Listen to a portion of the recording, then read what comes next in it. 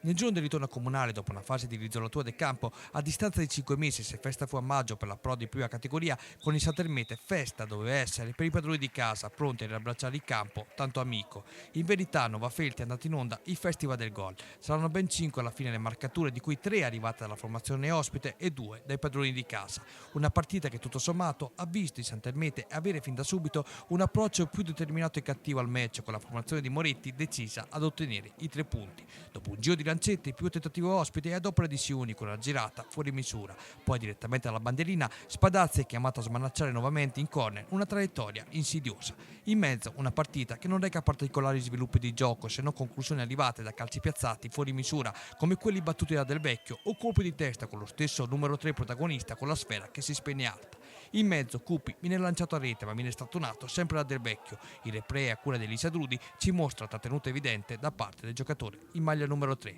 Il primo acuto, che è un preludio al gol, arriva al 43esimo con Spadazzi chiamato alla respinta sul tiro di Siuni. Sul proseguimento dell'azione Filippo Del Prete termina a terra ma non reca accenni di protesta. Al 44esimo l'ex cattolica Bruma, esattamente 60 secondi dopo, è pronto sul filo del fuorigioco ad incunearsi in area di rigore e a depositare, una volta scartato Spadazzi in uscita, il più comodo dei palloni in fondo al sacco. Nella ripresa le urla di Dennis Guerra spronano la compagine di casa, che arriva al tiro in 2 occasioni con lo stesso protagonista, tale Eugenio Sebastiani. L'ex Pietracuta chiama la deviazione in corner avanti.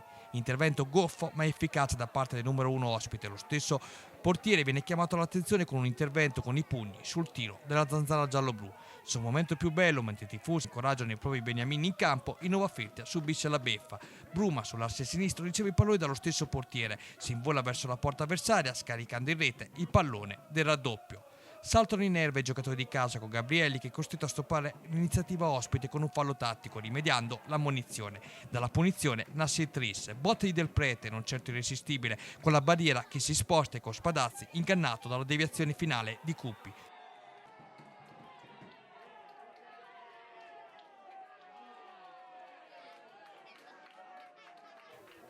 Gioca su velluti Santermete, Brighi cerca la volée senza fortuna, lo stesso numero 1 di casa, si riscatta quando al 67esimo viene chiamato alla respinta in corner su una conclusione insidiosa di Siuni.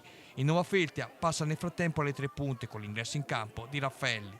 Pilota e Stefanelli non riescono a sfondare per via centrale, i centrocampisti provano alla distanza a colpire senza fortuna, nella fattispecie in 2 occasioni ci prova Paolo Gori, mentre Cupi, dopo alcune discese sulla fascia, si sposta al centro, ma la sua volée trova egual esito dei compagni. Quando la partita è orientata a un finale da sbadigli, ecco che Stefanelli, come Mattalamello in occasione della partita di coppia con la Virtus Poggiobenni, dischia, eliminando dentro sé quella benzina senza piombo, optando per il diesel, bolide dalla posizione defilata che buca le mani al portiere Vandi.